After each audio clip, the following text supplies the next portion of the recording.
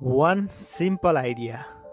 के तपाईहरू पनि यस्तो जबको बारेमा सोच्नुहुन्छ जहाँ तपाईँ जब त गरिरहनु भएको छ तर तपाईँ त्यहाँ उपस्थित हुन कुनै पनि जरुरी नहोस्, यानि कि तपाईँले एक पटक काम गर्नुभयो तर सेलेरी भने सधैँ मिलिरहोस्। सोच्नुहोस् त, यो सोचेर त राम्रो लागिरहेको होला हैन? तर एक सोच यो पनि आइरहेको होला कि यो कसरी पोसिबल होला त? कुनै पनि कम्पनीले जब दिएपछि व्यक्तिहरूबाट कयौं गुणा काम गराउन चाहन्छ, तर यो पनि सोच्नुहोस् कि यदि यो प्रश्न उठेको छ भने त्यसको उत्तर पनि पक्कै होला। त यसको उत्तर छ आजको समरी, वान सिम्पल आइडिया, जसको लेखक छ स्टिफन की। स्टिफन कीले आफ्नो लाइफको 30 वर्ष न्यू आइडिया डेभलप गर्नमा बिताएको थियो। साथै उनले 20 भन्दा धेरै आइडियाहरूलाई लाइसेन्सिङ पनि बनाएको थियो, जसले उनलाई सम्पन्न व्यक्ति बनायो। साथै उनको क्रिएटिभ आइडियामाथि संसारको कयौं ठुलो कम्पनीहरू समेत आफ्नो प्रोडक्टमाथि एप्लाई गरेको छ। त साथीहरू, कुरा यो हो कि अहिलेको जेनेरेसनमा प्यासिभ इन्कमलाई लिएर धेरै मानिसहरू अवेर भइसकेको छ। उनीहरूको लाइफको गोल नै बनिसकेको छ। साथै केही व्यक्तिहरू आफ्नो जब छोड्ने अनि फ्रिडम र लग्जरी लाइफ जिउने सपना पनि देख्छन्। त त्यसैले आजको यो बुक समरीमा स्टिफन कीले क्रिएटिभ आइडियालाई बेच्ने एक नयाँ अपर्च्युनिटी इन्ट्रोड्युस गरेको छ। यदि तपाईँहरू पनि प्यासिभ इन्कमलाई आफ्नो गोल बनाउन चाहनुहुन्छ भने तब आजको समरी एक्ज्याक्ट तपाईँको लागि फिट हुनेछ। त सुरु गरौँ समरीलाई यो पहिलो च्याप्टरबाट, the power of one simple idea. आजभन्दा पहिला कम्पनीहरूले कुनै पनि न्यू आइडियालाई लिनु पर्थ्यो भने आफ्नो इम्प्लोयहरूबाट लिने गर्थ्यो, यानि कि कहिले काहीँ मात्र अरू व्यक्तिहरू वा बाहिरबाट मद्दत लिने गर्थ्यो। तर आजको समय फ्रिलान्सिङको छ। तब कम्पनीहरू हर त्यो व्यक्तिलाई हायर गर्नको लागि तयार छ जसको साथमा कुनै कमालको आइडिया होस्। अर्थात् उनीहरूलाई तपाईँको एजुकेसन वा ब्याकग्राउन्डले कुनै पनि फरक पार्दैन। साथै कुनै पनि कम्पनीहरू यो च्यालेन्जिङ मार्केटमा टिकिरहनको लागि जो हुनसक्छ त्यो गर्नको लागि पनि तयार हुने गर्छन्। साथै कुनै पनि न्यू आइडियालाई लाइसेन्सिङ गर्न पनि सजिलो छ। अर्थात् लेखक भन्छ कि तपाईँको कुनै पनि थटलाई रेन्टमा दिनको लागि तपाईँले कुनै पनि कम्पनी बनाउन आवश्यक छँदै छैन, किनकि तपाईँ एक लाइसेन्सिङ एन्टरप्रेन्योर हुनुहुन्छ। लाइसेन्सिङको मतलब छ आफ्नो इन्टेलेक्चुअल वा क्रिएटिभ आइडियालाई कुनै मूल्यको बदलामा कम्पनीहरूलाई रेन्टमा दिनु, यानि कि तपाईँ कन्ट्र्याक्टमा जस्तो सर्त गर्नुहुन्छ त्यसको हिसाबले तपाईँ पैसा पाउनुहुन्छ। त्यसैले बस तपाईँलाई आफ्नो थटलाई एक सही कम्पनीसम्म पुर्याउन आवश्यक छ। यसमा तपाईँलाई म्यानुफ्याक्चरिङ र डिस्ट्रिब्युसन जस्तो मुस्किल काम गर्नु पर्दैन, बरु तपाईँ आफ्नो नयाँ क्रिएटिभ आइडिया क्रिएट गर्ने प्रोसेसलाई इन्जोय गर्न सक्नुहुन्छ। तपाईँ आफ्नो थटलाई रेन्टमा दिनको लागि भएको जब छोड्नु पनि कुनै आवश्यक छँदै छैन। अर्थात् तपाईँ यसलाई एक साइड जब जसरी गर्न सक्नुहुन्छ। त्यसपछि जब तपाईँलाई लाग्छ कि जति तपाईँलाई आवश्यक छ त्यति पैसा तपाईँको यो साइड जबबाट कमाउनुहुन्छ भने तब तपाईँ आफ्नो जब छोड्न सक्नुहुन्छ। तर लेखक भन्छ कि तपाईँभित्र अरू व्यक्तिहरूको लागि न्यू आइडिया बनाउने एक प्यासन हुन भने एकदम जरुरी छ। साथै लेखक यो पनि भन्छ कि यदि तपाईँलाई यसो गर्नु बोरिङ लाग्छ भने तब तपाईँ आफ्नो जब त्यस चिजको बदला नछोड्नुहोस् जो चिज तपाईँलाई गर्न मन पर्दैन। यसैको साथ यसमा तपाईँको लागि सक्सेस पाउने अनलिमिटेड अवसरहरू पनि छ, किनकि मार्केटमा डिमान्ड यति धेरै छ कि कम्पनीहरू सधैँ नै अब आउने बेस्ट प्रोडक्टको खोजी गरिरहेको हुन्छ।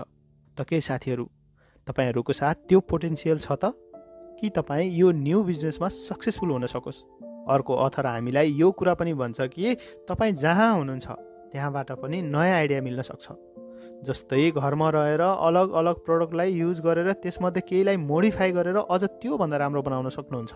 जस्तै यो कुरा सोच्नुहोस् त, तपाईँको फोनमा क्यामेरा आउनुभन्दा पहिला कसैले 2 अलग अलग प्रोडक्ट फोन र क्यामेराको बारेमा सोचेको थियो होला र खुद आफैसँग सोधेको थियो होला कि यदि हामीले यो 2 प्रोडक्टलाई एकै ठाउँमा मिलाउँदा के होला त?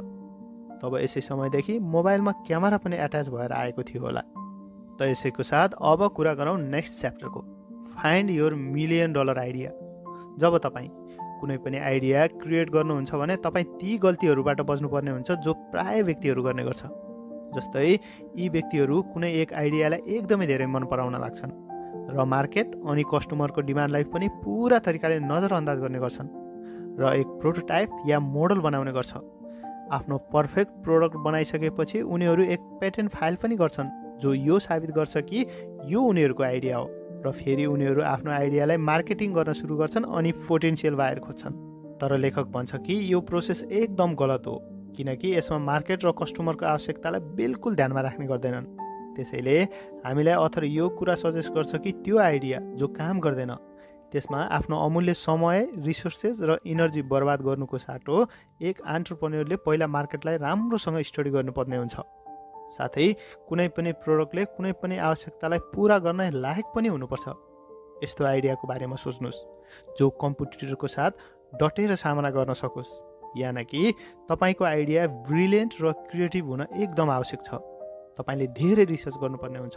तपाईँ कुनै पनि प्रोडक्टको फोटो लिन सक्नुहुन्छ, पोटेन्सियल कस्टमरबाट फिडब्याक लिन सक्नुहुन्छ, साथै मार्केटलाई अब्जर्भ पनि।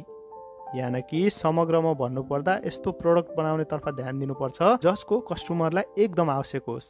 किनकि कम्पनीहरू सधैँ आफ्नो अब आउने प्रोडक्टमा कुनै वाउ फ्याक्टरको खोजीमा हुन्छन्। यसै कारणले लेखक भन्छ कि तपाईँको आइडिया युनिक पनि हुनुपर्छ। साथै तपाईँलाई यो कुरा पनि थाहा हुनुपर्छ कि हरेक कुनै पनि ठुलो कम्पनीहरू मार्केट रिसर्चको लागि धेरैभन्दा धेरै खर्च पनि गर्ने गर्छन्।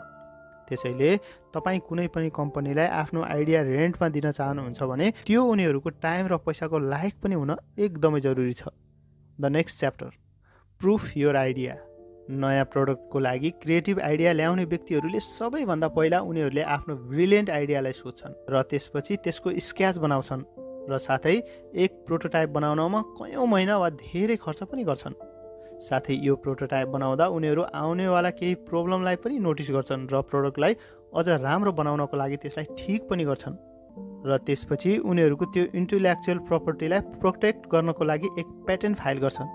यस प्रोसेसमा कयौँ वर्षको साथै लाखौँ पैसा लाग्न सक्छ। तब सवाल यो छ कि के होला यदि यो प्रोडक्टलाई कसैले पनि खरिद गरेन भने? कम्पनीहरूलाई हजारौँ आइडियाहरू मिल्ने गर्छन्। सक्सेसफुल हुनको लागि तपाईँलाई कयौँ वर्ष वा लाखौँ रुपियाँ खर्च गर्नुभन्दा पहिला आफ्नो आइडियालाई कम्पनी सामु साबित पनि गर्नुपर्ने हुन्छ।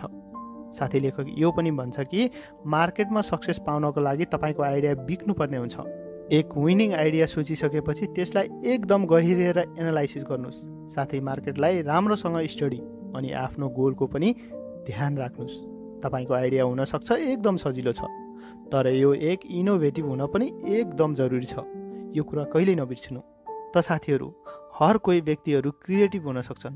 बस तपाईँले अरू व्यक्तिहरूभन्दा केही फरक भएर सोच्नुहोस्, त्यसलाई लाइसेन्सिङ गर्नुहोस् र कुनै पनि कम्पनीसँग कन्ट्र्याक्ट गरेर तपाईँको आइडियालाई प्रुफ गर्नुहोस् र त्यो आइडिया रेन्टमा दिनुहोस् अनि आफ्नो कल्पनाको जबलाई पुरा गर्नुहोस्।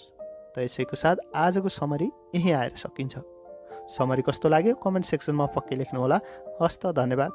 जय नेपाल।